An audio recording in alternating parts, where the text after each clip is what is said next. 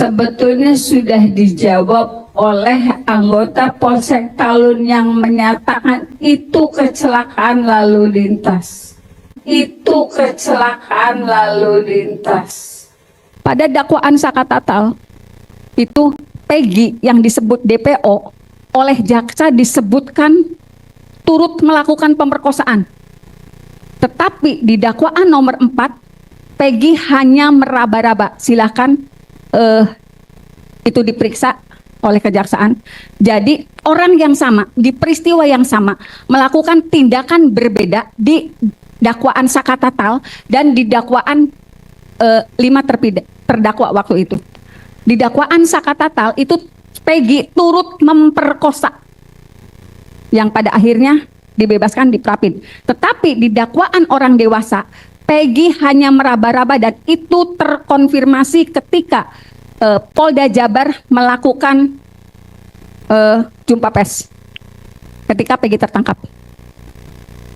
Kemudian saya melihat itu rekayasa karena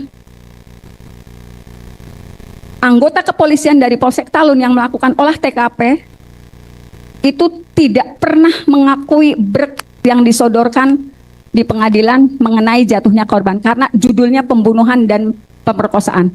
Jadi waktu itu anggota Polsek Talun sudah menyatakan darah itu hanya berada di tubuh korban laki-laki, di tubuh korban perempuan, kemudian juga ada serpihan daging di tiang PJU, kemudian juga ada warna motol yang nempel di median jalan.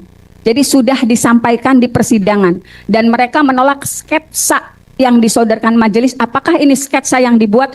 Kami tidak pernah membuat sketsa itu. Sebetulnya sudah dijawab oleh anggota Polsek Talun yang menyatakan itu kecelakaan lalu lintas.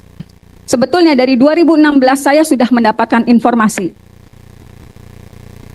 Orang tua pelapor yang mengalami kecelakaan lalu lintas sudah mengajukan klaim asuransi diduga pada tanggal 27 Agustus 29 Agustus 2016. 27 kejadian, 28 dimakamkan, 29 Agustus 2016 saya mendapat informasi sebetulnya klaimnya diajukan. Kalau untuk waktu itu kan kecelakaan tunggal. Kalau untuk anggota TNI dan Polri, anggota keluarganya walaupun kecelakaan tunggal mendapatkan penggantian dari jasara harja. Nilainya hanya separuh. Dan sudah di ACC informasinya, silakan ini barangkali dari Kapolri sendiri yang harus menindaklanjuti. Informasinya cair 12,5 juta. Tapi karena pada tanggal 31 dini hari ada informasi mengenai kesurupan yang menyatakan ini adalah pembunuhan dan pemerkosaan, dan sebetulnya di sidang 2016 itu disampaikan oleh orang tua Vina.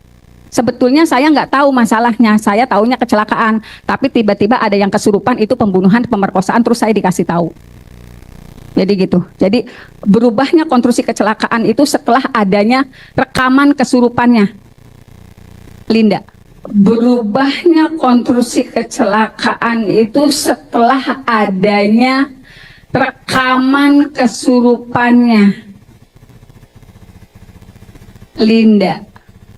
Tapi waktu itu tidak disebutkan nama Linda. Di persidangan hanya disebutkan temannya Vina ada yang kesurupan dan menyatakan ini pembunuhan dan pemerkosaan. Itu disampaikan di persidangan oleh orang tua korban dan saat itu orang tua korban perempuan meyakini informasi dari kepolisian. Karena mereka memberikan rekaman itu kepada anggota kepolisian.